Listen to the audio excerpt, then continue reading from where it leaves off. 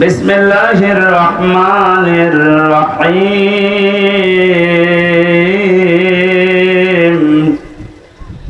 ওয়াল্লাহু ইয়াদউ ইলা দারিস সালাম ওয়া ইয়াহদি মান ইয়াশাউ ইলা সিরাতিন মুস্তাকিম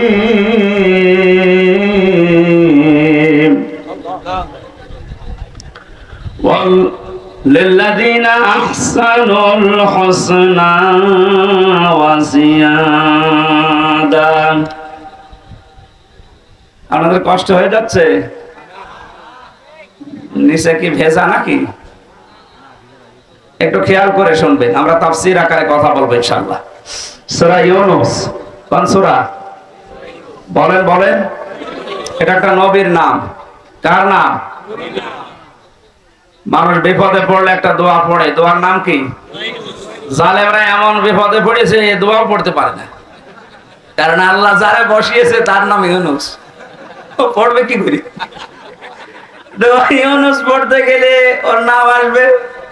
এজন্য বলছে আমি এমন ঝামেলা আছে, বিপদে পড়ে যে ইউনূস পড়বো সে কায়দাও নেই। যে আসতেছে ওর নাম কি? ইউনূস।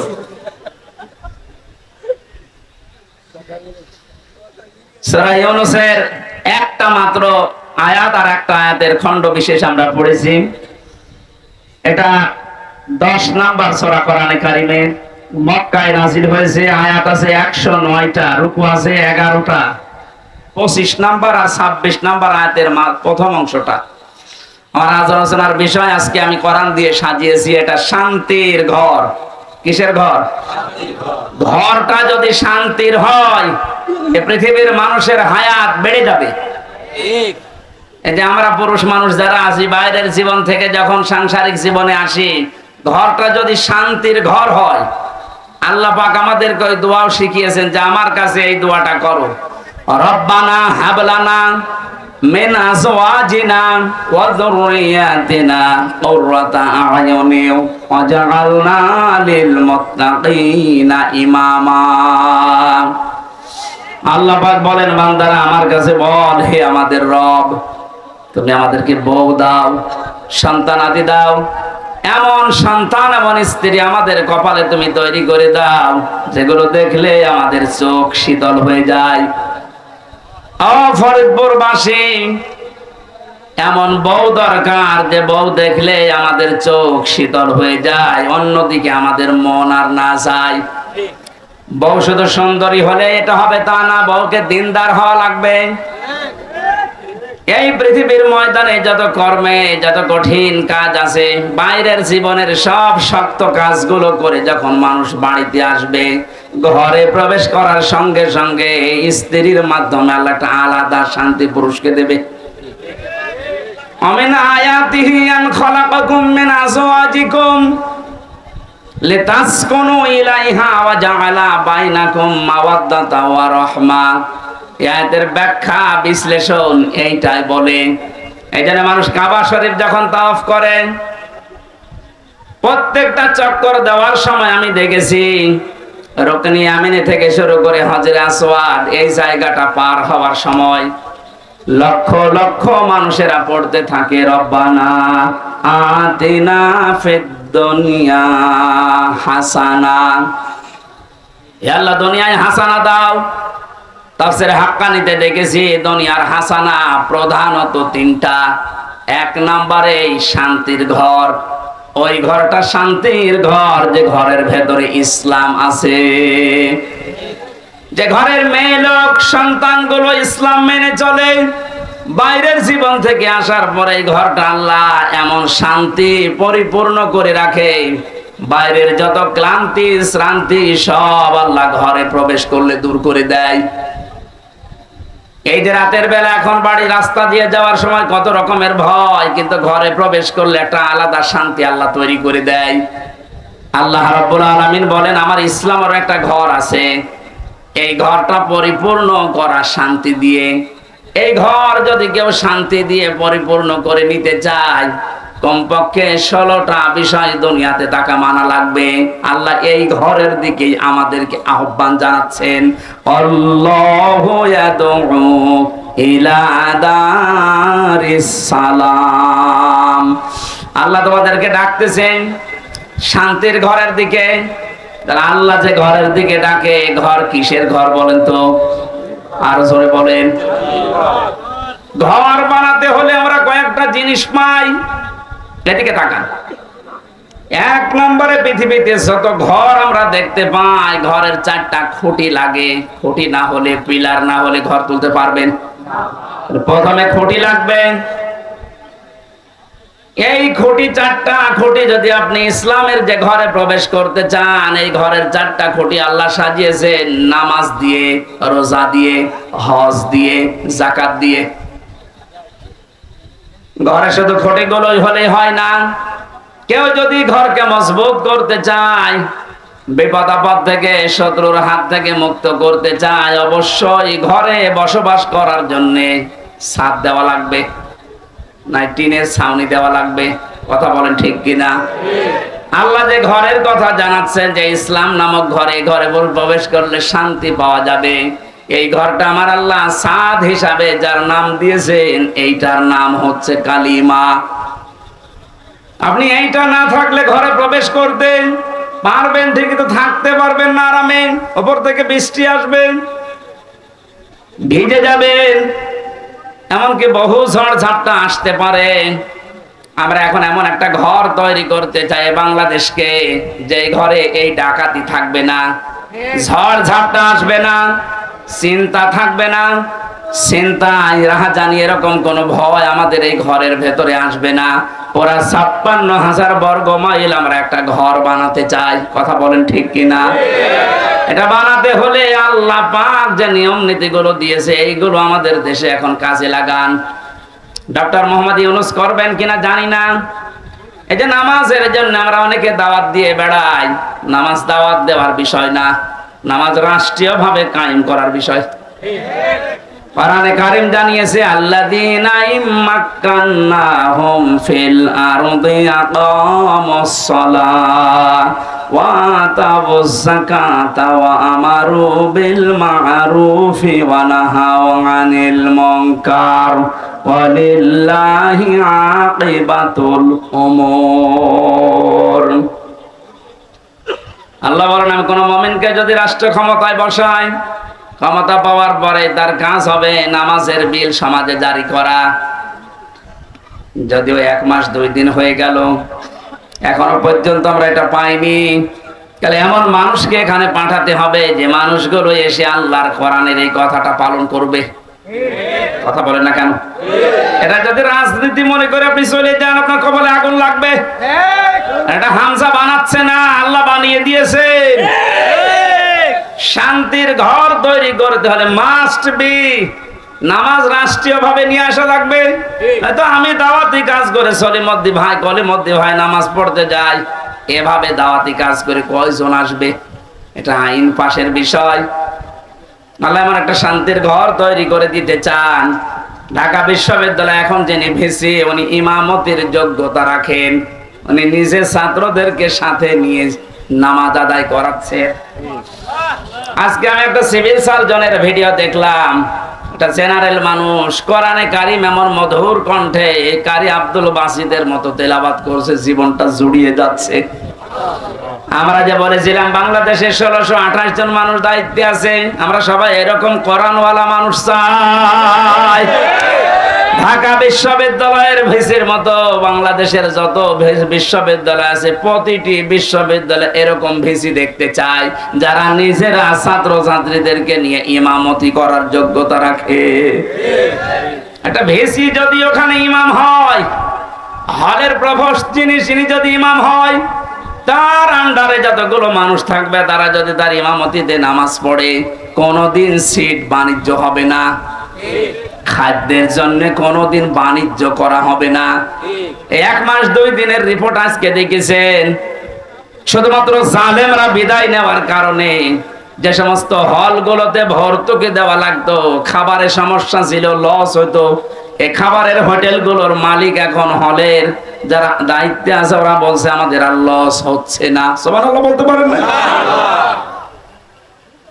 এতটুকু বৈষম্য দূর করার পরে যদি স্বাভাবিক অবস্থায় ফিরে আসে, এখন যে জালেম গুলো চেয়ারে বসে আছে এগুলোকে নামান। কয়েকদিন আগে আমি সিঙ্গাপুরে গিয়েছিলাম, এখান থেকে যে জালেমরা পালিয়েছে ওখানে আমি জুলুমের বিরুদ্ধে বক্তব্য দেওয়ার কারণে ওই দেশের পররাষ্ট্র মন্ত্রণালয় নালিশ দিয়েছে আমার নামে। বলেছে ওনার দেশে মামলা আছে, আর উনি এসে দেশে বক্তব্য দিল। ওই দেশে যারা দায়িত্বে আছে ওরা খোঁজ খবর নিয়ে এই 2-3 দিন আগে যেহেতু মামলাটা ঢিসমিস হয়ে গেছে, এখন ওরা বিপদে আছে। আরে বেটা, ওরে আদালত থেকে তো বেকসুর খালাস দিয়েছে, ওর কোনো দোষ নেই, তুই বেকার ওর নামে উল্টা পাল্টা করে আমার কাছে নালিশ দিলি। ও দেশটা তো আমাদের মতো হুসুকে বাঙালি না, ওরা খোঁজ খবর নিয়ে দেখতে পেয়েছে জামিনের অপরাধ। যারা নালিশ দিয়েছে নালিশ পাঠিয়ে এখন থাকার খবর আছে। নিজের পায়ে নিচে কোড়াল মারছেন। বাইরে বসে বসে যে মানুষগুলো ষড়যন্ত্র করছে এদের জন্য একটা কাজ, এই ঝামেলাটা রয়ে গেছে। যেহেতু ওদের নিয়োগ দেওয়া এটা যেন আহ্বান জানাবো খুব তাড়াতাড়ি এই 1628টা চেয়ার থেকে এদেরকে নামিয়ে এতদিন যারা বৈষম্যের শিকার হয়েছে তাদেরকে চেয়ার গুলোতে বসান। এইটার জন্য ছেলেরা জীবন দিয়ে গেছে। কালেমাটা আমাদের যদি সাদ হিসাবে আমরা তৈরি করতে না পারি দেশে, কালেমা মানে কি? লা ইলাহা ইল্লাল্লাহু মুহাম্মাদুর রাসূলুল্লাহ। এটা একটা বাক্য, এটা বাস্তবে যদি আমরা নিয়ে যেতে না পারি, আমাদের যে ঘর বানাবে ঘরটা কিন্তু বসবাসের উপযুক্ত হবে না। ঘর বানিয়ে ছাদ দিলে শুধু চারিদিকে 4টা খুঁটি দিলে হয় না, বেড়া দেওয়া লাগে। ঘরের বেড়া দেওয়া লাগে না, দেওয়াল দেওয়া লাগে। আল্লাহ পাক যে ঘরের দিকে ডাকতেছে, শান্তির ঘর যদি আমরা বানাতে চাই, এ ঘরের বেড়া হিসাবে প্রথমে আপনাকে সৎ কাজগুলো রাষ্ট্রীয়ভাবে জারি করা লাগবে। অন্যায় কাজগুলো এগুলো রাষ্ট্রীয়ভাবে আইন পাস করে নিষিদ্ধ করা লাগবে। এটা যদি রাষ্ট্রীয়ভাবে নিষিদ্ধ হতো, বাংলাদেশের বহু ব্রিজের এই অবৈধ টোল গুলো বন্ধ হয়ে যেত। এটা বন্ধ হয়েছিল 5 তারিখের পর কিছু কিছু, আবার জালেমারা অনেকে বিভিন্ন কায়দা এটা আরম্ভ করছে কিছু মুনাফিকের নাম দিয়ে। আমার কথার অর্থ বোঝেন? অনেক মুনাফিক এখন কিন্তু মাঠে নেমে পড়েছে। অল্প কিছু অত্যাচারের শিকার যারা হয়েছিল তারা এখন সুযোগের সদ্ব্যবহার করছে। আবার ওইগুলো জারি করে আবার বৈষম্য তৈরি করা, আবার সংস্কারকে ধ্বংস করে দিয়ে রাষ্ট্র সংস্কারের জন্য তারা দাবি তুলে জীবন দিয়ে গেল। এখন যদি আপনি আবার রাষ্ট্রের ভেতরে ভেজাল বাঁধান, আপনাকে আবার আমাদের সংস্কার করা লাগবে। যেন আমরা বেড়া দিতে চাই, এমন বেড়া যে বেড়া থাকলে কোনোদিন বেড়া টপকিয়ে ঘরের মানুষকে আক্রমণ করতে পারবে না বাইরের লোক। সৎ কাজের আদেশগুলো এটা সোনা মতো করার বিষয় না, এটা আইন পাশের বিষয়।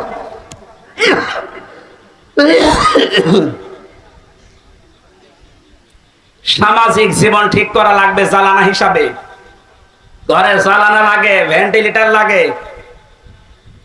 পারিবারিক জীবন ঠিক করা লাগবে ঘরকে মজবুত করার জন্য। পারিবারিক জীবন ঠিক করার সেই সর্বপ্রথম যেখান থেকে বিয়ে করে মানুষ শুরু করে ওখান থেকে ইসলামকে নিয়ে যান। বাংলাদেশে বহু জায়গায় বিবাহের ক্ষেত্রে দেখা যায় হারাম কাজ দিয়ে বিয়ে আরম্ভ হচ্ছে। অনেক ছেলে তার বাবাকে সহ দেখতে যায় মেয়ে। কোথায় পেয়েছেন এটা?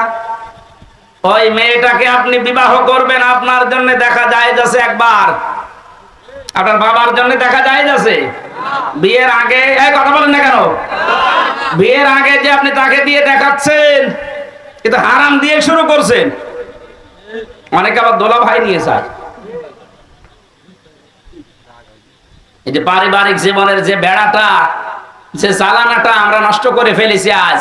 এই জন্য মায়েদের পেটে এখন আর আব্দুল কাদের জেলানি আসে না। এই কথা বলছে না কেন? আসলে আজকেও কত মানুষ দোয়া চাচ্ছিল। আমি দিনের বেলা আজকে মাহফিল ছিল আমার মাগুরা শ্রীপুরে। কত মানুষ ছোট ছোট বাচ্চা নিয়ে এসে দোয়া চাচ্ছে। তো দোয়া করেন ছেলে যেন আব্দুল কাদের জেলানি হয়, অমুক হয়।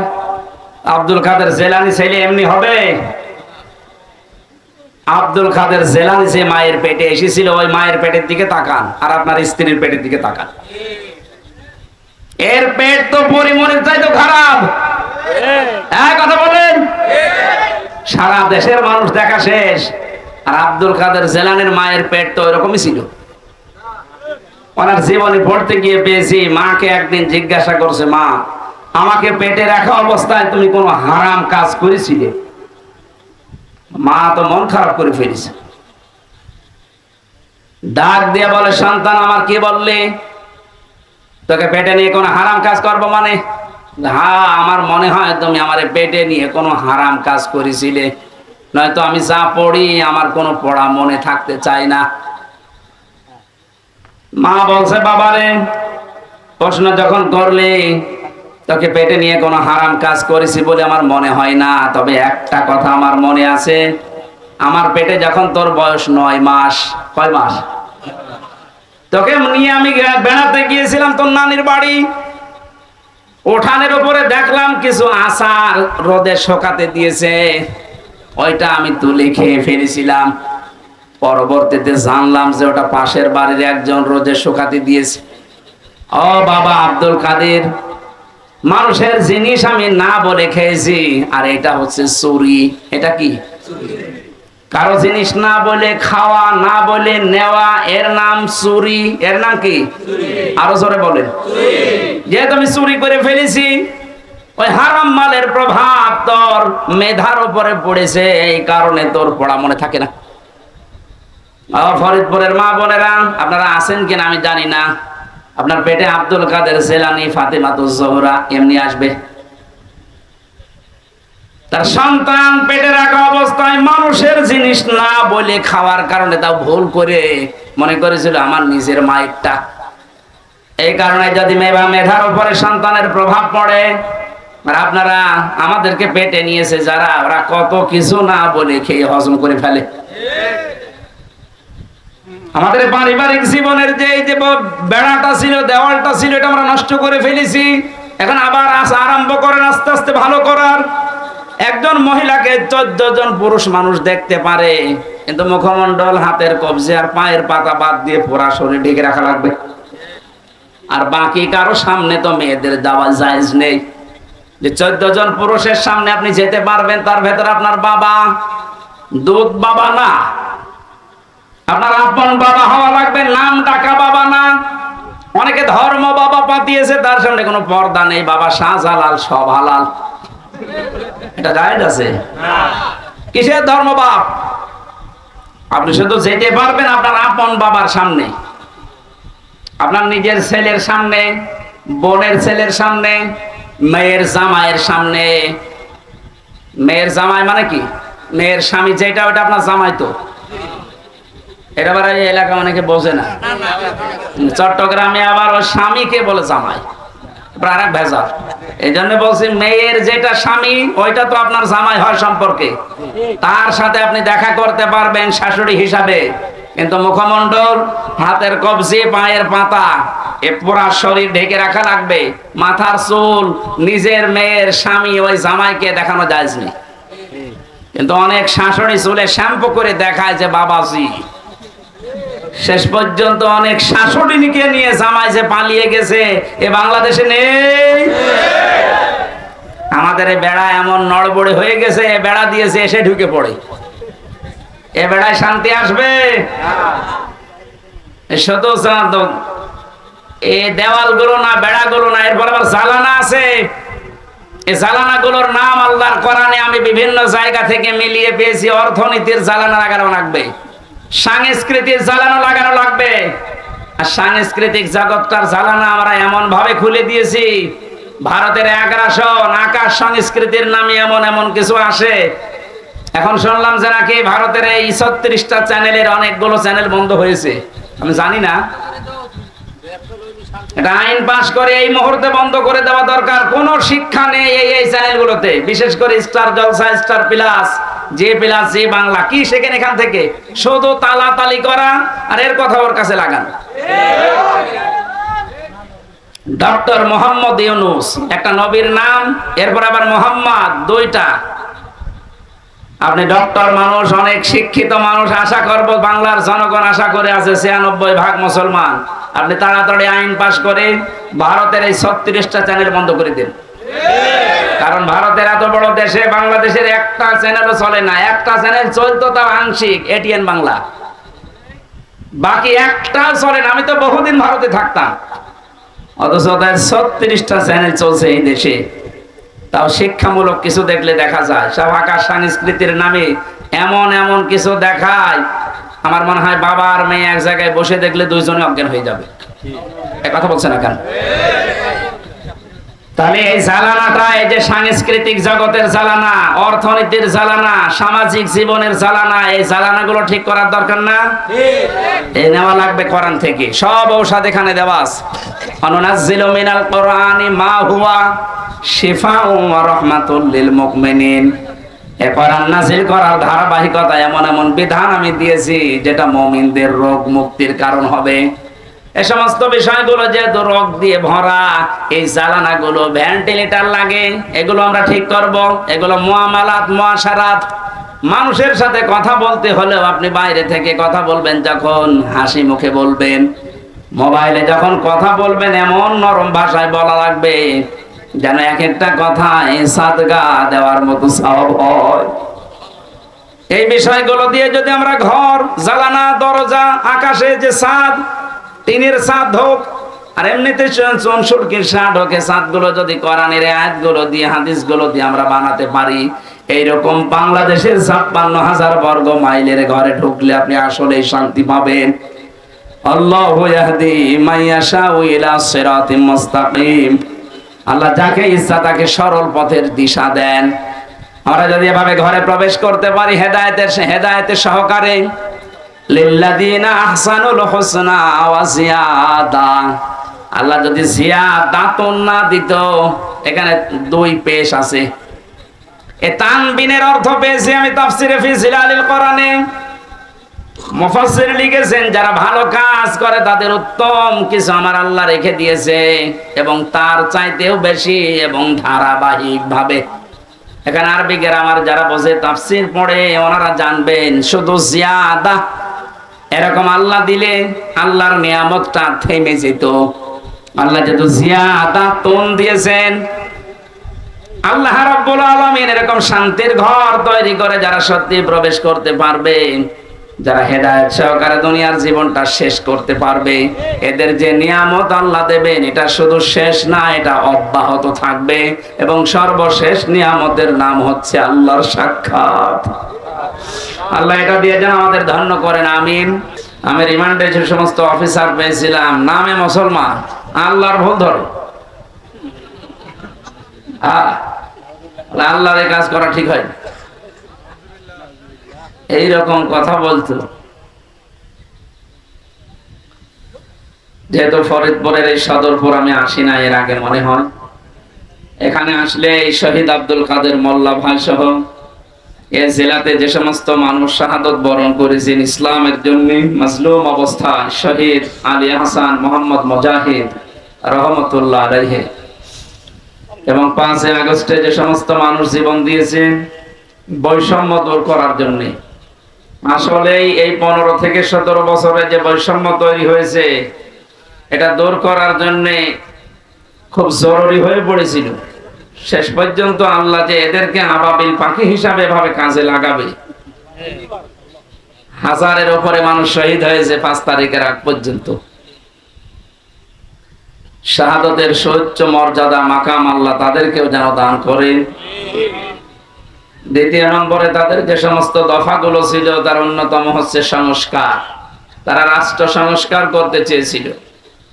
এখন যারা দায়িত্বে আছেন, আমরা আশা করব খুব তাড়াতাড়ি রাষ্ট্রের যে সমস্ত জায়গাগুলো সংস্কার করা দরকার, একেবারে টপ টু বটম, বিশেষ করে 1628 জন এই মানুষগুলো যারা মেন দায়িত্বে ছিল জালেমের সহযোগী হিসাবে, এদেরকে এই মুহূর্তে পাল্টানো দরকার। সকাল হতে হতে যেন শনি প্রজ্ঞাপন জারি হয়ে গেছে নির্বাহী আদেশে, যে 1628 জন মানুষ আর নেই, এখানে নতুন মানুষ এসে চেয়ারে বসেছে। নয়তো শহীদদের রক্তের সাথে এখনো পর্যন্ত ন্যায় বিচার হচ্ছে না। তারা জীবন পর্যন্ত দিয়ে গেল, আপনি টের পেয়েছেন? উনি মনে করছেন নাকি যে শহীদ আবু সাঈদের জীবনের কোনো মূল্য ছিল না তার কাছে? আমি গিয়েছিলাম কয়েকদিন আগে রংপুরে, ওর বাবা বলছিল যে ও ছোটবেলা থেকে এরকম প্রতিবাদী, শিবিরের সাথী ছিল, ছোটবেলা থেকে প্রতিবাদ করতে কোনো অন্যায় দেখলে। তো এইটাই তো ইসলামের আসল কাজ, অন্যায় যেখানে প্রতিবাদ সেখানে। যদিও সে শব্দটাকে অনেকে আজ উল্টা পাল্টা ব্যাখ্যা দিয়ে মন গড়া ভাবে নিয়ে ইসলামকে কলঙ্কিত করার চেষ্টা চালিয়েছে, এখনো চালাচ্ছে। জেলখানায় বহু মানুষ এরকম কিছু আছে উগ্র, হয়তো 5-7 জন, কিন্তু 93-94 জন সব ভালো মানুষকে ধরে নিয়ে ওরা আন্দাজিয়ে নাম দিয়ে বিদেশের মানুষকে এটা দেখাতে চেয়েছে যে এই দেশে জঙ্গি আছে। এর মাস্টার মাইন্ডে যারা ছিল তার ভেতরে গোপালগঞ্জের মনিরুল, আমি নাম ধরে বলছি কারণ আমি নিজে ছিলাম, তো আমি দেখেছি, আমার নামও দিয়েছি। অথচ জঙ্গির কোন বিষয় আমি কিচ্ছু জানি না। গত 4-5 দিন আগে আমার মামলা আদালত থেকে ঢিসমিস করে দিয়েছে। তাহলে মাঝখান থেকে আমার জীবনে 3টা বছর আপনি কেড়ে নিলেন কোন কারণে? আয়না ঘরে রেখে মাটির নিচে নিয়ে জেলখানায় নিয়ে 3টা বছর শেষ করে দিলেন। এখন যেহেতু প্রমাণ হয়েছে যে না আমার কোনো দোষ নেই, আমি নির্দোষ, আমার মোবাইল থেকে শুরু করে গ্রামের বাড়ি পর্যন্ত তন্ন তন্ন করে খুঁজেছে যে কিছু সম্পৃক্ততা পাওয়া যায় কিনা, না পাইনি। খালাস দিয়ে দিলে একেবারে বেকসুর আদালত থেকে। আমি মনে হয় এ কথা আমার মনে হচ্ছিল প্রাঙ্গণে দাঁড়িয়ে আদালতে, যে আমি জিজ্ঞাসা করি মাননীয় আদালত, আপনি এখন জামিন দিয়ে দিলেন, অথচ এই মামলাটা 3 বছর আপনার কাছে আসতেছে, একবারও জামিন দেননি। বলতো হয়তো এসে জামিন দেব কি করে, আমার হাত বাঁধা ছিল। এখন যেহেতু হাত খুলে গেছে, আপনি দিয়েছেন, আমরা চাই এদেশে 1628টা চেয়ার, মেন চেয়ার আছে, এ চেয়ারে যারা আছে তাদেরও হাত খুলে দেওয়া হোক। এগুলো খুলে দিতে হলে এই জালেমদের দোসর যারা ছিল এরাও আর একটা জালেম। এই জন্য আমি একজনের নাম বললাম, এই মনিরুল কাউন্টার টেররিজমের দায়িত্বে থেকে হাজার হাজার মানুষকে এদেশের মাটি থেকে এই জঙ্গির ট্যাগ দিয়ে তার জীবনটাই নষ্ট করে দিয়েছে। আমি রিমান্ডে দেখেছি মাটির নিচে বহু মানুষ, তাদের কান্নার আওয়াজ শোনা যেত। 7 তলা যখন নিয়েছে তো ওই সমস্ত জায়গায় দেখতাম কেউ 5 মাস 6 মাস 2 বছর 5 বছর করে আছে, দুনিয়ার কেউ জানি না। শুধু এইটা না, বাংলাদেশের বহু জায়গায় এরকম আয়না ঘর যেগুলো বানিয়েছিল জালেমেরা, এখানে যদি আরো কেউ থাকে অতি দ্রুত তাদের ছেড়ে দেওয়া হোক। হয়তো অনেকে আর নেই বেঁচে। আমার সাথে মুফতি ফখরুল ইসলাম ছিল, ওনাকে পায়ের নিচ দিয়ে হাত দিয়ে, সামনে রড ছিল, রডের সাথে দিয়ে হ্যান্ডকাপ দিয়ে লাগিয়ে রাখতো 24 ঘন্টা। আমাকে আজকে এসেছিল আপনাদের ফরিদপুর শহরে সকালে, মুফতি ফখরুল ইসলাম হেফাজত ইসলামের নেতা, ওনার বাড়ি নোয়াখালী হাতিয়া, ভালো মানুষ, বহুদিন ছিলাম ওনার সাথে। মাঝে মাঝে বলতো, হামজা ভাই আমার জীবনে সবচাইতে আশা আকাঙ্ক্ষা এইটা ছিল, ওরা যদি আমাকে একটু শুইতে দিত। শুয়ে থাকা যে কত বড় নিয়ামত আমি ওই কয়দিন টের পেয়েছি। এমনিতে হাতে পাপে বেঁধে রাখলে তো ঘুমানো যায়, পায়ের ভেতর দিয়ে সামনে রডের সাথে ওই কোলে হাত লাগিয়ে তালা লাগিয়ে দিত। টয়লেটের জন্য মানুষ 1-1.5 মিনিট সময় দিত। নামাজ কালাম ওসব ইশারা, কখন জোহর হয় কখন ফজর হয় ও নিজেও জানে না, জিজ্ঞাসা করলে গালি দেয়। এইরকম শয়তান মার্কা মানুষকে পাহারায় রাখত। এই জন্য দেশকে জঙ্গি আছে এই ধোয়া তুলে যে মানুষগুলো দায়িত্ব পালন করেছে, যদিও তাদেরকে অব্যাহতি দিয়েছে চাকরি থেকে, চাকরি না, ওদেরকে এরকম জায়গায় বছরের পর বছর রাখা লাগবে।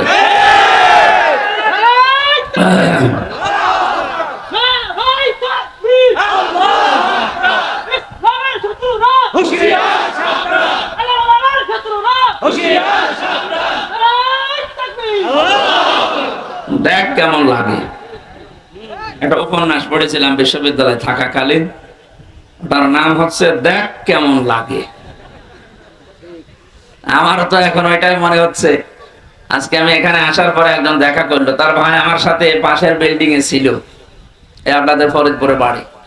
ও অনেকদিন আছে, এই জঙ্গি মামলা দিয়ে টাক লাগিয়ে ওরে রেখে দিয়েছে, বছরের পর বছর রেখে দেয়। বাংলাদেশের আলেমদের উজ্জ্বল নক্ষত্র হিসাবে যিনি পরিগণিত বলা যায়, মুফতি জসিমউদ্দিন রহমানী হাফিজাহুল্লাহ, এই লোকটাকে বিনা কারণে 11-12 বছর জেলে রেখে দিয়েছে। যে সমস্ত ট্যাগ দিয়ে তারা রেখেছিল, উনি কি ওই রকম ধরনের মানুষ? একজন প্রখ্যাত আলেম, তার জ্ঞানের গভীরতা কি হাদিসের উপরে। আমি বহু সময় কাটিয়েছি লোকটার সাথে। তার জ্ঞানের গভীরতা এবং মুআমালাত মুআশারাত ব্যবহার, যেটা আমি যে সমস্ত মানুষের সাথে মিশে সবচাইতে বেশি আদর পেয়েছি, তার ভেতরে অন্যতম আল্লামা মামুনুল হক হাফিজাহুল্লাহ। ওনার কাছে আমি ঋণী, বহু কষ্ট করেছে আমার জন্য। নিজে খেতে পারতো না, কিন্তু রান্না করে করে, এই যে গরম করে করে আমারে খাওয়াতো, ছোট ভাইয়ের মতো দেখতো। আমি আরো বেশি ভালোবাসা পেয়েছিলাম বাংলাদেশ জামায়াতে ইসলামীর শ্রদ্ধাভাজন আমির ডাক্তার শফিকুর রহমান। লোকটার সাথেও কিছুদিন ছিলাম। মানুষ মনে হয়নি আমার কাছে, মনে হয়েছে একটা জিন্দা ফেরেশতা। মানুষ যে এত নরম হতে পারে, আর ব্যবহার যে এত মোলায়েম হতে পারে, আমি কাছে না থাকলে বুঝতাম না। তার যে ইবাদতের মাকাম, তার যে ইবাদতের উচ্চতা, গভীরতা, তার আল্লাহর প্রতি যে ভরসা, আল্লাহর প্রতি তার যে তাওয়াক্কুল, এটা কাছে থাকলে আপনি টের পেতেন। দ্বীনের জন্য, ইসলামের জন্য তার যে ইখলাস, আল্লাহ রাব্বুল আলামিন আমার মনে হয় এরকম কিছু মানুষের ইখলাসের কারণে, কোরবানির কারণে আজ দেশের দিকে একটু রহমতের দৃষ্টি দিয়েছে। এজন্য আমরা দেখতে পাচ্ছি দিন যত যাচ্ছে ইসলামের দিকে মানুষ তত ঝুঁকতেছে। ওয়ারাইতান নাসা ইয়াদখুলুনা ফি দীনিল্লাহি আফওয়াজা, এনবে আপনি দেখতে পাবেন দলে দলে পালে পালে মানুষ ইসলামে প্রবেশ করছে। যেহেতু সে অবস্থা শুরু হয়ে গেছে, কিছুদিন যেতে দেন, এই বাংলাদেশে কালেমার পতাকা ইনশাআল্লাহ উড়বেই উড়বে। এখানে আমাদের একটু দায়িত্ব আছে। ছোটখাটো যে বিষয়গুলো নিয়ে আমরা এখনো পর্যন্ত মত পার্থক্যে আছি, জাতীয়তাবাদী দল বলেন, জেনারেল দল বলেন, ইসলামী দল বলেন, এই ছোটখাটো বিষয় নিয়ে মনোমালিন্য করলে কিন্তু আবার জালেমরা ঘুরে দাঁড়াতে পারে। কারণ আন্তর্জাতিক মহল তো আর সব আমাদের পক্ষে না। কথা বুঝতেছেন? একটা হোস্টেলে 100 জন ছাত্র ছিল। সকালে নাস্তা দেওয়া হতো তাদের রুটি আর পাউরুটি, কলা। এর ভেতরে 20 জন বলছে এই নাস্তায় আমাদেরকে দেওয়া লাগবে যতদিন আমরা হোস্টেলে আছি। কিন্তু 80 জন বলছে না, এই নাস্তা আমরা খাবো না। হোস্টেলের যিনি দায়িত্বে আছে, ম্যানেজার, তাকে ডাক দেওয়া হয়েছে যে এই নাস্তা পাল্টান। আমরা কেউ কেউ খিচুড়ি খেতে চাই, কেউ কেউ রোল খেতে চায়, কেউ কেউ চিড়া ভিজা খেতে চায়, আর এরা মাত্র 20 জন, এরা পাউরুটি কলা চায়। আমরা এটা চাই না, আমরা পাল্টাতে চাই মেনু। হোস্টেলের ম্যানেজার বলছে ঠিক আছে, তাহলে ভোট দেওয়া হোক। ভোট আরম্ভ হয়ে গেল, কে ভোট বেশি পায় সেইটা চালু হবে। 20 জন তো ঠিক আছে, নাকি? এরা তো সে ছোটবেলা থেকে এই খেয়ে মানুষ, এরা সব কলা পাউরুটিতে আছে। বাকি যারা ছিল তারা ভোট দিয়েছে। রোলের পক্ষে হয়তো 18টা, খেজুরের পক্ষে 15টা, চিড়া ভেজার পক্ষে 12টা। এভাবে ভাগ করতে করতে দেখা গেল যে না, 20 যে 20ই বেশি আছে। অথচ 20-এর তুলনায় মানুষ ছিল কয়টা? বলেন না কেন? 80। বিদ্যুৎ চলে গেল, এই তাড়াতাড়ি করেন।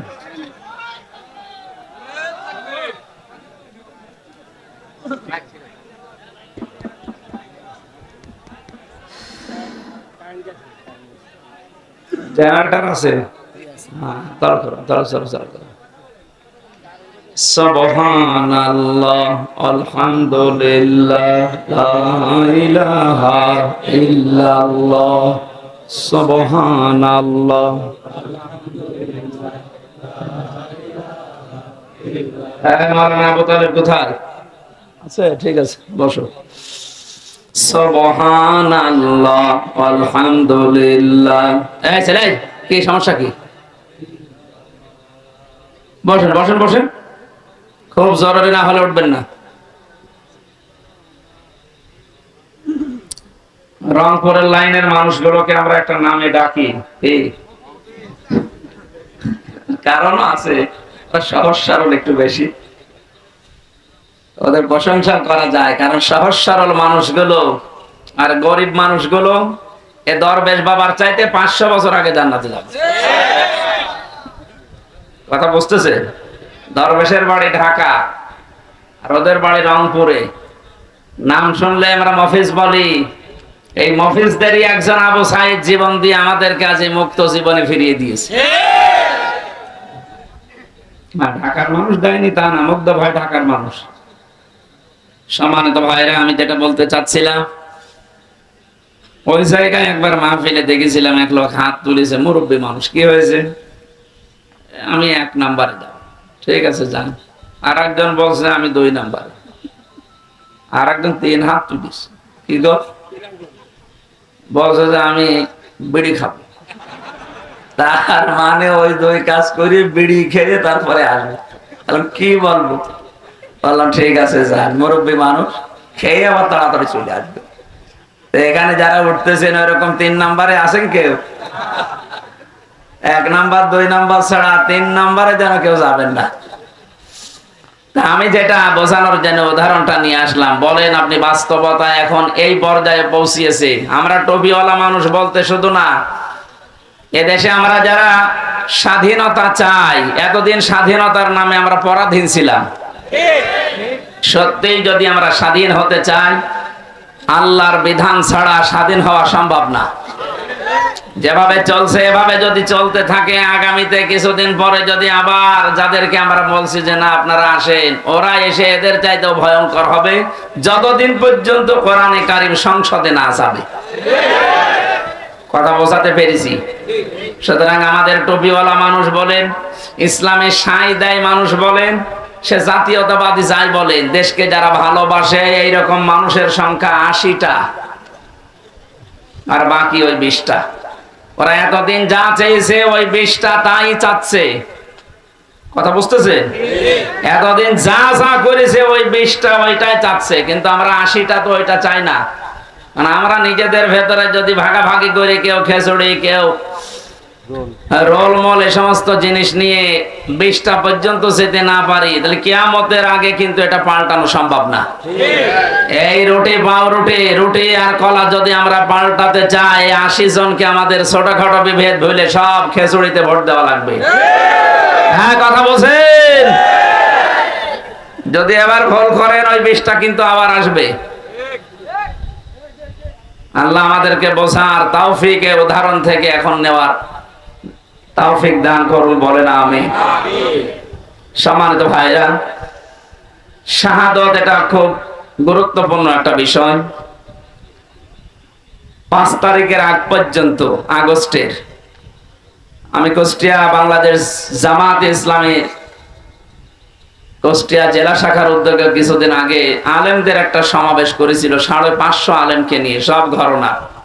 আজকে ফরিদপুরে হয়েছে প্রায় 750 আলেম, সব ঘরানার আলেম এক জায়গায় এসেছিল। মুফতি ফখরুল ইসলাম কওমি মাদ্রাসার মহাতামিম, উনিও এসেছিলেন। জামাতে ইসলামের বাংলাদেশের হামিদুর রহমান আজাদ, কেন্দ্রীয় সেক্রেটারি সহকারী, উনিও এসেছিলেন। ভারপ্রাপ্ত সেক্রেটারি যিনি ছিলেন মাওলানা এটিএম মাসুম, উনিও এসেছিলেন। মাওলানা কামরুল ইসলাম সাইদ আনসারী, আপনাদের পাশের জেলা ফরিদপুর মাদারীপুরে বাড়ি। এই সমস্ত মানুষগুলোর কথা শুনছিলাম, আমি নিজেও 5-7 মিনিট কথা বলেছিলাম। একটু ভাবলাম ওই জায়গায় দাঁড়িয়ে দাঁড়িয়ে যে এই যে সুন্দর একটা দৃশ্য, এখানে 750-র উপরে আলেম, 3-4 ঘন্টা পর্যন্ত অনুষ্ঠান চলছে, অথচ আগস্টের 5 তারিখের আগে এই অনুষ্ঠান 500 না, 750 না, 7.5 জন যদি এক জায়গায় হতো আলেম, 10টা মামলা হয়ে যেত। এটা বানিয়ে বললাম না, এইটাই ঠিক। কোন জায়গা থেকে কোথায় এসেছি আমরা, আপনি টের পাচ্ছেন? জালেমরা মনে করেছিল আর আমি আছি, শান্তিতে আছি, আল্লাহ মনে হয় আমাদেরকে ভালোবেসেই রেখেছে। আমরা যখন 11 সালে গ্রেফতার করেছিল ওসির বাড়ি গোপালগঞ্জে, আমার প্রথমে থানায় নিয়ে মসজিদ থেকে জুমার নামাজ পড়ে কেবল বের হয়েছি সিঁড়িতে, আমার এসে গ্রেফতার করে নিয়ে চলে গেল। কি অপরাধ আমার? বলছে থানায় চলো। কি বলবেন তো? আপনি সুদের বিরুদ্ধে কথা বলেন কেন? এ কথা কি আমি বলি না আল্লাহ বলে? সুদের বিরুদ্ধে বক্তব্য কার? আমি তো শুধু অ্যাডভার্টাইজ করেছি, আর ওই দায়িত্বই তো আমার। আমি অ্যাডভার্টাইজ না করলে আমার খবর হবে না। বিভিন্ন রকমের দোষ চাপিয়ে দিলে যে শিবির করে, শিবিরের রক কেটে বেড়ায় আন্দাজে। এই যে আমার বন্ধু পেছনে বসে আছে মাওলানা আবু তালেব, আমার অনার্স মাস্টার্স ওনার সাথে একসাথে ছিল বিশ্ববিদ্যালয়ে আল কোরআন। জিজ্ঞেস করেন তো আমি জীবনে কোনোদিন অ্যাক্টিভ হয়ে মিছিল মিটিং এ গেছি? আন্দাজে একটা এক লাগিয়ে দিলেন আপনি। আমারে বলে শিবিরের কেন্দ্রীয় লিডার। আরে শয়তান, শিবিরের কেন্দ্রীয় লিডার বুঝিস? এই জেনারেল দলের মতো নাকি একবার লাফ দিয়ে হঠাৎ করে ঘুম থেকে ভেঙে দেখছে সভাপতি? কত কাঠখড়ি পোড়ানো লাগে, সমর্থক হওয়া লাগে, কর্মী হওয়া লাগে, সাথী হওয়া লাগে, সদস্য হওয়া লাগে, এরপরও পদ চাইলে পাবেন না। এই রকম দৃশ্যগুলো পার করে কেন্দ্রীয় লিডার তো দূরের কথা, ভাবাও যায় না। সমস্যা কি আপনার? আরো পেছান, যে যেখানে আছে কথা বলবেন না। দেখতে পারে পারুক, না পারে না পারুক। ট্যাগ গুলো লাগিয়ে যখন থানাতে নিয়ে গেল, ওই দিন খুব অসহায় মনে হচ্ছিল নিজেকে। পুলিশের গাড়িতে ওই প্রথম ওঠা আমার, হাতের ভেতরে হ্যান্ডকাপ দিয়ে। এমনিতে আপনি নিয়ে যেতে পারতেন, আপনি তো দেখলেন যে মসজিদ থেকে আমি জমার খুতবা দিয়ে বের হচ্ছি, পালিয়ে যেতাম। দুই হাতের ভেতরে হ্যান্ডকাপ লাগিয়ে মনে হচ্ছে কি বড় জিনিস ধরিস, অথচ কিছুই না। থানায় নিয়ে আমার বলছে, হুজুর কুলিল্লাহুম্মা মালিকাল মুলকি তুতিল মুলকা মান তাশা। এই আয়াতের মানে কি? আল্লাহ যাকে চায় ক্ষমতা দেন, যাকে চায় নামিয়ে দেন। আমার বলছে তাহলে প্রধানমন্ত্রী শেখ হাসিনাকে আল্লাহ দিয়েছে, এই তো জায়গা মতো হাত দিয়েছে। যাতে মাতাল হলো তাহলে ঠিক আছে, বাড়ি ওই জায়গায় তো। আমার একটা আয়াত ওই সময় মনে পড়ে গেল, সূরা আলে ইমরানের 178 নম্বর আয়াতটা। আল্লাহ পাক বলেন, ওয়ালা ইয়াহসাবান্নাল্লাযীনা কাফারু আন্নামা নুমলি লাহুম খায়রুল লিআনফুসিহিম ইন্নামা নুমলি লাহুম লিয়াজদাদু ইসমা ওয়ালাহুম আযাবুম মুহিন। আল্লাহ পাক বলেন, হে নবী, কাফেরেরা কিন্তু ধারণা করে তাদেরকে আল্লাহ যে নিয়ামত গুলো দিয়েছে, ক্ষমতা, টাকা পয়সা, প্রভাব প্রতিপত্তি, এগুলো মনে হয় তাদের কল্যাণের জন্য ভালোবেসে দিয়েছে। না, ওদেরকে এই ক্ষমতা, টাকা পয়সা, অর্থ সম্পদ, বিত্ত বৈভব দেওয়ার পেছনে আল্লাহর উদ্দেশ্য আছে। এগুলো পেয়ে কাফেররা এমন এমন কাজ করছে যে ওদের পাপের বোঝা যেন পরিপূর্ণ হয়ে যায়। এই 15.5-16 বছরে এ জালেমদের পাপের বোঝা এত বেশি ভারী হয়ে গেছে, লিয়াজদাদু ইসমা, বৃদ্ধি হতে হতে পাপের বোঝা এমন জায়গায় পৌঁছিয়েছে, আপনি যদি বাস্তবতা দেখতেন তাহলে টের পেতেন যারা কোথায় পৌঁছিয়েছে। পৃথিবী থমকে দাঁড়িয়েছে আয়না ঘরের এই দৃশ্যগুলো দেখে, অথচ নিজে আমি দেখে এসেছি কত কঠিন মারাত্মক জায়গা এটা। মাটির উপরের ঘরেই মানুষ তালাবদ্ধ হয়ে থাকতে পারে না, আর মাটির নিচে কোনো আলো বাতাস নেই। এটা কি কবর নাকি সে নিজেও জানে না। 24টা ঘন্টা তালা লাগানো, এদিকে 2.5 হাত, এদিকে 1.5 হাত, এতটুকু জায়গায় সামনে একটা টয়লেট দেওয়া। জালেমদের এত দিন অত্যাচার, জুলুম, নির্যাতন করার পরও মন নরম হয় নাই। আর এখন মাঝে মাঝে ভিডিও বার্তা পাঠায় যে আমার দোষ কি যে মানুষ আমারে তাড়িয়ে দিল। কোন দোষ পাননি, এদিকে আসে, আপনার দোষ দেখাচ্ছে।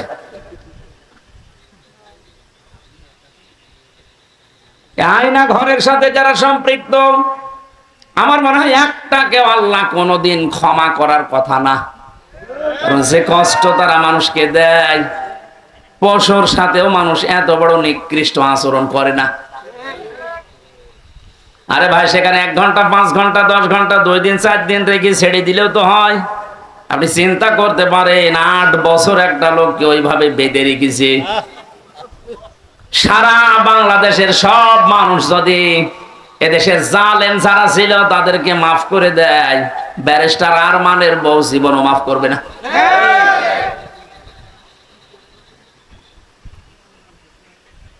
আর আপনি এখনো পর্যন্ত জালেমের সাফাই গান, এখনো পর্যন্ত জালেমের পক্ষে স্ট্যাটাস দেন, তাদের পক্ষে কথা বলেন, আপনার বিবেকের উপরে কুকুরে পোশাক করিস।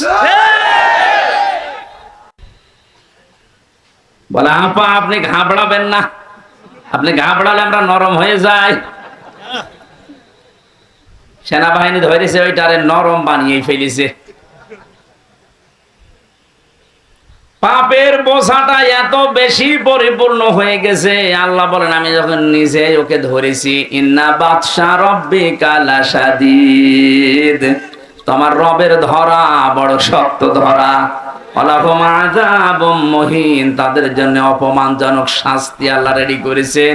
এর প্রমাণ কালামানিক বিসি পর্যন্ত উড়ে গেছে। ফরিদপুরের একজন সন্তান খান সাহেব নামে, মতিয়ার রহমান খান, ও একটা ডাবিং করেছে টকশোর। কালামানিকের মহিউদ্দিন খান বলছে না, তাই বলে আমার বিসিতে মারবে।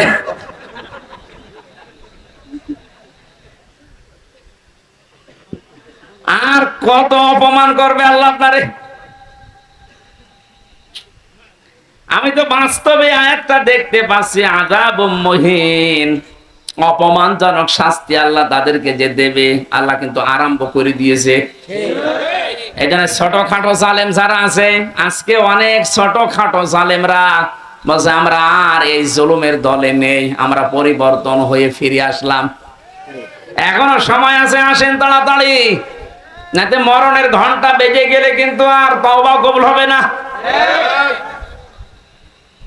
কারণ জালেমদেরকে আল্লাহ এত বেশি ঘৃণা করেন। আল্লাহু লা ইয়াহদিল কওমাজ জালিমিন, আল্লাহ বলেন জালেমদের আমি হেদায়েত দিচ্ছি না, দেবও না। ইয়াহদি এটা মজারে বর্তমান ভবিষ্যৎ, প্রেজেন্ট ফিউচার। জালেম ছাড়া পৃথিবীতে জালেমের কোনো হেদায়েত নসিব হবে না, এখনো হচ্ছে না, কিয়ামত পর্যন্ত আল্লাহ জালেমদের হেদায়েত দেবে না। এদের প্রতি আল্লাহর এত বেশি রাগ হয়ে যায়, ফেরাউনও কিন্তু শেষ। ও বলেছিল আন্নাহু লা ইলাহা ইল্লাল্লাহ, বলতে পারে না।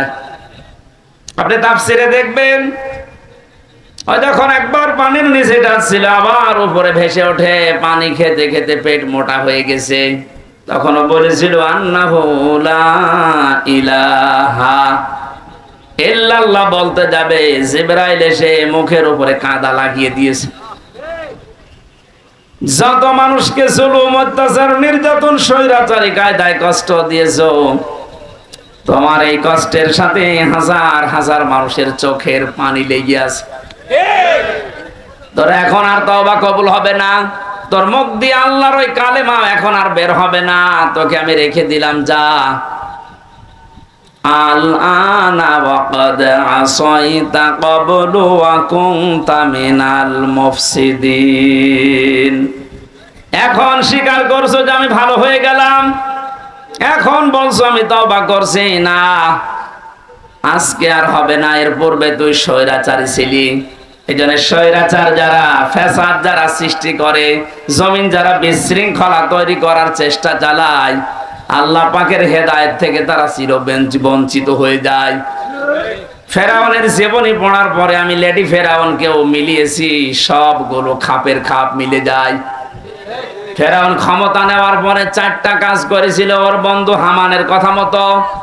এই পৃথিবীতে বহু ফেরাউন যারা আছে, সে পুরুষ হোক আর লেডি হোক, এই মানুষগুলো দেখলাম এই 4টা কাজই হাতে নিয়েছে। হাজার হাজার বছর আগে ফেরাউন ওই সময় প্রথমে ক্ষমতা পেয়ে এই কাজ চালু করেছিল যে আসমানি কিতাবের শিক্ষা রাখা যাবে না, আমি যেটা দাবি করতে চাই, এই দাবি যদি আমি পূরণ করতে সক্ষম হতে চাই, তাহলে আসমানি কিতাবের আলোচনা চলবে না। কারণ দাবি করার চেষ্টা চালিয়েছিল আনা রব্বুকুমুল আ'লা, আমি সব চাইতে বড় রব, আমার উপরে আর কিছু চলবে না। ওটা নয় আরবিতে বলেছিল, এটা মাতৃভাষায় বাংলাতে অনেকেই বলছে আমার উপরে আর কেউ নেই, বেশি ঝামেলা করবা সব বন্ধ করে দেব, এরকম কথা বলতো না? কথা বলেন না কেন? এই কথাটা আপনি আরবি করেন তো ফেরাউনের কথার সাথে পুরো মিলে যায়। প্রথমেই হাত দিয়েছিল শিক্ষা ব্যবস্থায়, আসমানি কিতাবের শিক্ষা থাকবে না।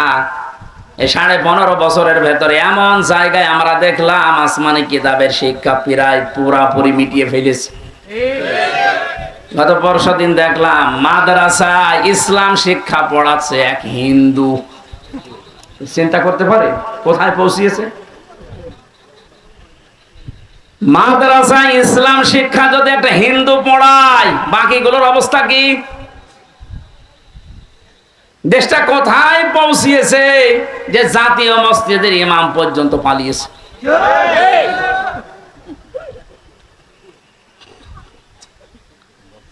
কত বড় দুর্নীতিগ্রস্ত হলে বাইতুল মুকাররমের ইমামও পালিয়ে যায়, ওরাও খুঁজে পাওয়া যাচ্ছে না।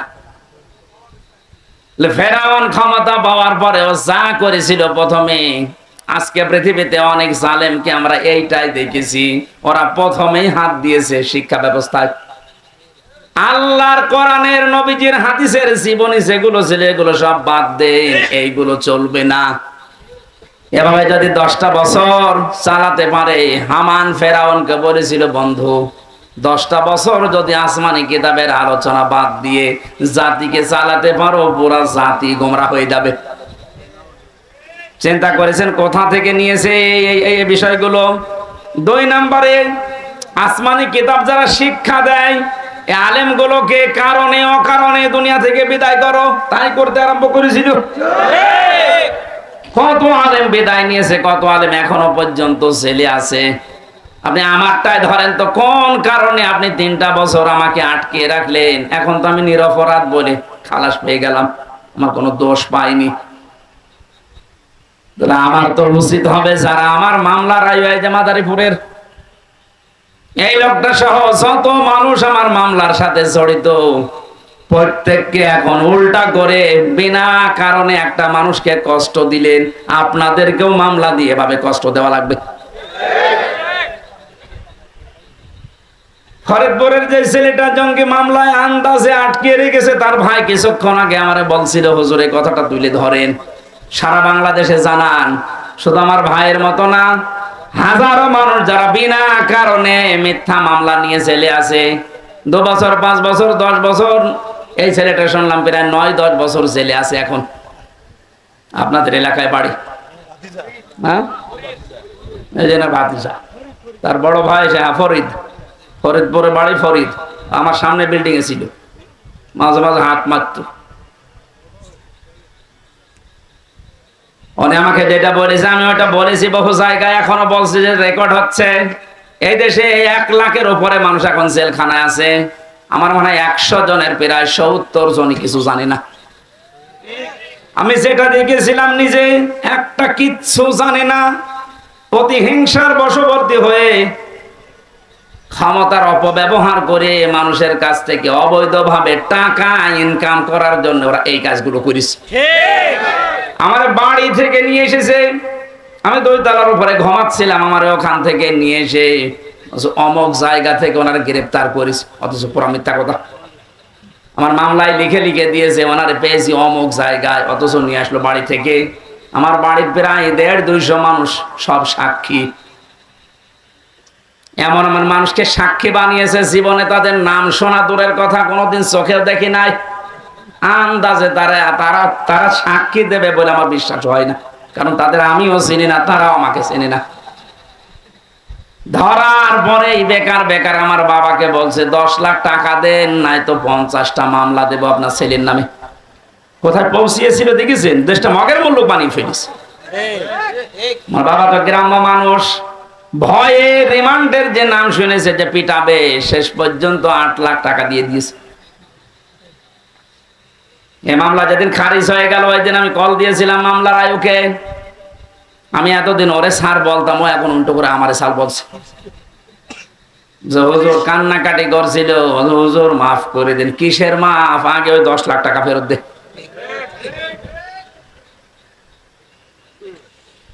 কারণে অকারণে হাজারো মানুষকে আপনি এভাবে জেলখানায় রেখেছেন, যাদের মামলা প্রমাণ হয়ে যাচ্ছে, যারা নির্দোষ খালাস পেয়ে যাচ্ছে। আমার মনে হয় উচিত হবে সরকারের এই মুহূর্তে আইন পাশ করা, যারা এই মামলার আয়ু থেকে জড়িত উপর পর্যন্ত প্রত্যেকে এভাবে 8-10 বছর করে জেলে রেখে দেন। দেখেন কেমন লাগে।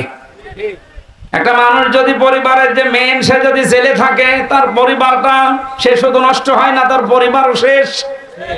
আমার 2টা মেয়ে, আমার স্ত্রী, আমার মা বাবা, আর তো কেউ নেই। আমার বাবা বৃদ্ধ, আমি নিজে শুধু ইনকাম করার মতো আমার একটা ব্যবসা ছিল কাপড়ের, সেটাও ধ্বংস হয়ে গেছে।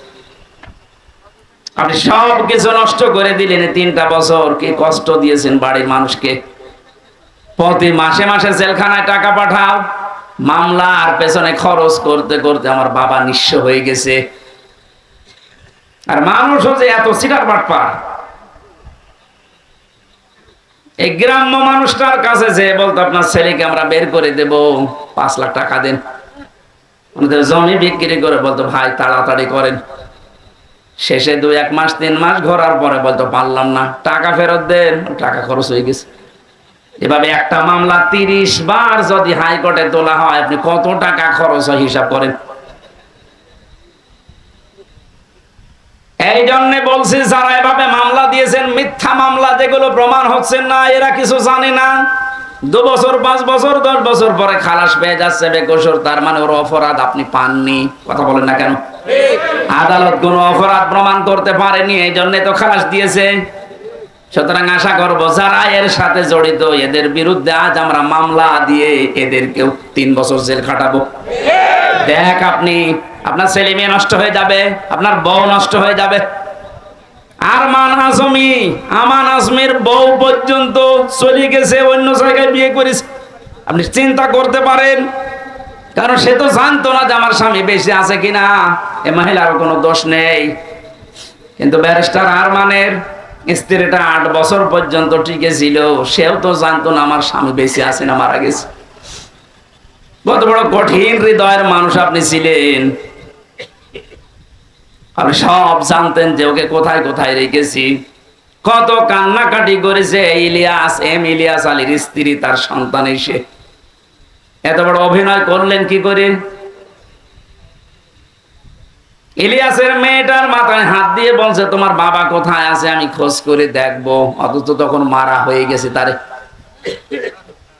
এইরকম অভিনয় করে আপনি পার পেয়ে গেলেন দুনিয়ার মানুষের সামনে।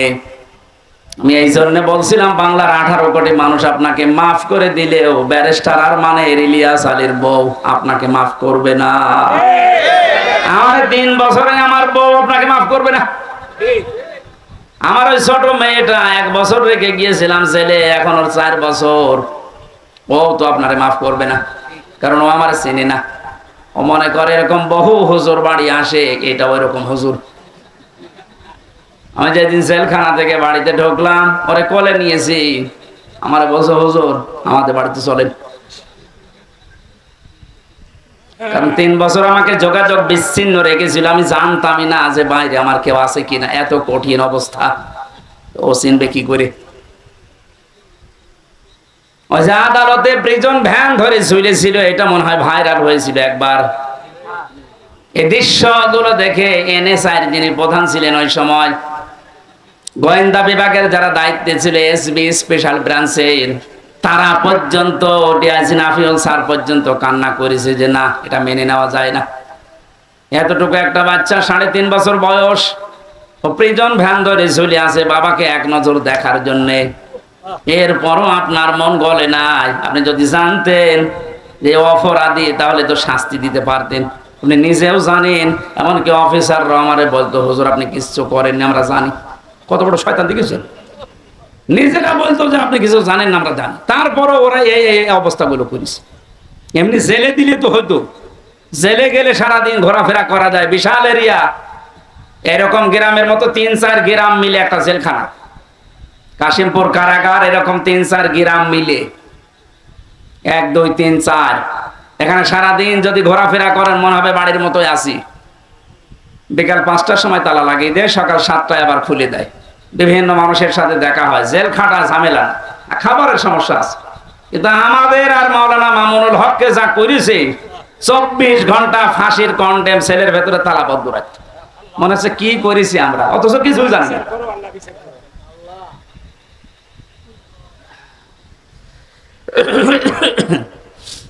আমি আযাবুম মুহিনের কথা বলছিলাম। জালেমরা মনে করে আল্লাহ আমাদেরকে ভালোবেসে ক্ষমতায় রেখেছে। ওই যে ওসি সাহেব যেটা মনে করেছিল, আল্লাহকে ভালোবেসে মহব্বত করে কল্যাণের জন্য ওদের ক্ষমতা দেয় না। ওদের পাপ যেন পরিপূর্ণ হয়ে যায়, এই জন্য আল্লাহ দিয়ে রাখে। আমার মনে হয় খাপের খাপ এই আয়াতটা ওদের সাথে মিলেও গিয়েছে। যখনই পরিপূর্ণ হয়ে গেছে, এত বড় বড় দল বাংলাদেশে 17 বছর বহু চেষ্টা করেছে, চুল পরিমাণ নড়াতে পারে নাই। অথচ মাত্র কিছু ছাত্র, আমার মনে হয় আল্লাহ এদেরকে আবাবিল পাখির মতো ব্যবহার করেছে। কারণ পাপ পরিপূর্ণ হয়ে গেছে, এখন আবাবিল পাখির মতো ব্যবহার করে জালেমদেরকে এমন ভাবে অপমান করেছে। দোয়া করছি মুসাফির অবস্থায়, মাজলুম অবস্থায়, অসুস্থ অবস্থায় বলছি, কারণ জেল থেকে বের হয়ে আমি এখনো পর্যন্ত স্বাভাবিক না। ওরা যা খাওয়াতো আমাদেরকে, বেঁচে থাকা দায়। মাওলানা মামুনুল হক না থাকলে আমি আরো কষ্ট পেতাম। ওনার একটা গরম করার বাটি ছিল, মাঝে মাঝে উনি গরম করে আমাদেরকে খাওয়াতো। তাছাড়া যে খাবার দেয় 10,000 মানুষের, ও খাবার খাওয়া যায়। ডাকাত যারা যায় 27 বছর জেল খাটতেছে, সুইডেন আসলাম কয়েকদিন আগে বের হয়েছে না? এটা সঠিক কিনা? এরপরে ডেঞ্জার রাসও ছিল গোপালগঞ্জের, ভয়ঙ্কর তাজ ছিল টাঙ্গাইলের নাসির বের হয়েছে। এই মানুষগুলো আমাদের উপর দ্বারা ছিল। এদের হ্যাঁ, এরা 27 বছর জেল খেটেছে, কিন্তু একটু আরামে ছিল। ওদের ভিআইপি তো, ওরা ভেতরে থাকার পরও বাইরে ওদের রাজত্ব চলতো। এই কারণে কোনো অভাব ছিল না। এক মাসে ওদের 8-10 লাখ 20 লাখ টাকা খরচ, আর আমাদের 20 লাখ 10,000 টাকা বাড়ি থেকে পাঠাতে আমার আব্বা। যেখানে 20 লাখ খরচ করে একটা লোক, সেখানে 10,000 টাকায় হালে পানি নেবে। এখানে কষ্টটা আরো বেশি দিত। টাকা আনতে পারিস না, টাকা আনবো কি করে? আমার কি ওর মতো বাম হাতের ইনকাম আছে? এই কষ্টগুলো দেওয়ার কারণে শেষ পর্যন্ত, তারপরও বলছি, ওনারা যদি ফাঁসির কন্ডেম ছেলে না রেখে আমার শুধু জেলে রাখতো, আমার মনের ভেতরে এত দুঃখ কাজ করতো না। এমন করেছে আমার সহ্যের বাইরে চলে গেছে। আমার মা, বাবা, স্ত্রী আর সন্তান, এদের ছাড়া কাউকে দেখা করতে দেবে না। তাও এরা যদি 3 মাস পরে একবার যেত, 9টা না 10টা গোয়েন্দা বিভাগ থেকে রিপোর্ট লাগবে যে হ্যাঁ এটা মা বাবা। কেন আমি বলে দিচ্ছি যে ছবি দেখে এটা আমার মা বাবা হবে না, 9-10টা গোয়েন্দা বিভাগ খবর নেবে। তার মানে ও খবর নিতে 8-10 ঘন্টা শেষ। কুষ্টিয়া থেকে কাশিমপুর কারাগার গাজীপুরে যাওয়া আসা করতে 7 দিন লাগে। আর আমাদেরকে আত্মীয় স্বজন ওখানে আছে। কি করলেন আপনি বলেন তো? আর এখন বলেন আমি কি করেছি আপনি টের পান না। এখানে জুলুম যারা করেছেন তারা তো আমাদের মামলার আসামি শুধু না, আপনার আল্লাহর মামলার আসামি। ইন্নামাস সাবিলু আলাল্লাযিনা ইয়াজলিমুনা নাস, সূরা শুরার 42 নম্বর আয়াত। আল্লাহ বলেন আমি নিজে জালেমদের বিরুদ্ধে মামলা দেব। তাহলে জালেমরা মামলার আসামি কার? যারা আল্লাহর মামলার আসামি, আপনি তাদের সাপোর্ট করেন না? তো শুধু স্বামী আনার নিচে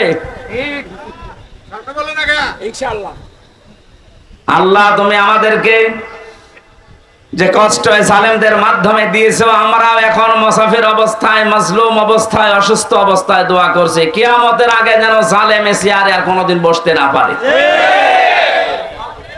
দরকার হয় গরু ছাগল দিয়ে চলুক, তারপর কোন জালেমকে আমরা আর দেখতে চাই না। কথা বলেন ঠিক কিনা? এক জালেম বিদায় নেওয়ার পরে আরো কোন মানুষ যদি এসে এখানে জুলুম করে, তাদেরও দাঁত ভাঙা জবাব দেশের মানুষ দেবে ইনশাআল্লাহ। এজন্য কোন জালেম যেন জুলুম করার সাহস না পায়, এটা বোঝার তৌফিক আল্লাহ এই দেশের মানুষকে যেন দান করেন। আমিন, আল্লাহুম্মা আমিন। লা ইলাহা ইল্লা আনতা সুবহানাক ইন্নী কুনতু মিনাজ জালিমিন। ও মাবুদ, প্রচন্ড এই গরমের ভেতরে কোরআনে কারীম শোনার জন্য আমরা বোঝার জন্য চেষ্টা চালিয়েছি। তোমার হাবিব জানিয়েছে কোরআনের কেন একটা আয়াত বোঝার জন্য মানুষ যদি চেষ্টা করে 1 ঘন্টা 500 রাকাত নফল নামাজের সওয়াব দেওয়া হয়। আমরা 1 ঘন্টা ধরে চেষ্টা চালাম, আল্লাহ তুমি আমাদেরকে মেহেরবানি করে কোরআনের এই আয়াতটা কায়েম করে দাও। 56,000 বর্গ মাইল কি এমন একটা শান্তির নীড় তুমি তৈরি করে দাও, যেখানে প্রবেশ করলে আসলে এই দারুস সালাম হিসাবে শান্তি পাওয়া যায়। অনুষ্ঠানের আয়োজন করতে গিয়ে যারা শ্রম দিল তাদেরকে কবুল করো, মা বোনদেরকে খাদিজার মতো আয়েশার মতো বানিয়ে দাও। আল্লাহ তাআলা দেশটা যখন মুক্ত করে দিয়েছো, সর্বশেষ তোমার কাছে বড় আকাঙ্ক্ষা আশা আমাদের এই কোরআন দিয়ে দেশটা চলছে এটা যেন দেখে মরতে পারি। বারাকাল্লাহু লানা ওয়া লাকুম ফিল কোরআনিল আযীম। আলহামদুলিল্লাহি রাব্বিল আলামিন।